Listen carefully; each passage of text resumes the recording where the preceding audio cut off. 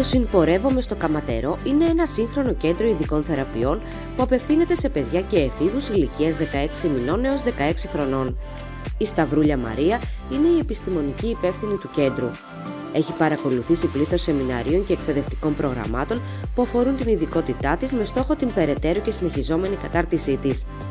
Έχει μεγάλη εμπειρία ως λογοθεραπεύτρια και έχει προσκληθεί ως ομιλήτρια σε ημερίδες σχολείων και παιδικών σταθμών.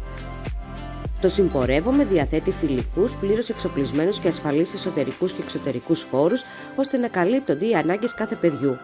Είναι ίσως το μοναδικό κέντρο που διαθέτει δική του μεγάλη παιδική χαρά, στην οποία τα παιδιά δουλεύουν θεραπευτικά σε πραγματικές πολυαισθητηριακές συνθήκες, είτε σε ατομικό είτε σε ομαδικό επίπεδο. Ταυτόχρονα διαθέτει 4 αίθουσες αισθητηριακής ολοκλήρωσης, στις οποίες διεξάγονται είτε εργοθεραπείες, είτε προγράμματα πρώιμης παρέμβασης, είτε ομάδες ανάπτυξης κοινωνικών δεξιοτήτων. Το Συμπορεύομαι απευθύνεται σε παιδιά με διαταραχές λόγου και ομιλίας, αναπτυξιακές διαταραχές, μαθησιακές δυσκολίες, συναισθηματικές διαταραχές, αισθητηριακή διαταραχή, ελλειμματική προσοχή και υπερκινητικότητα ιδέπη.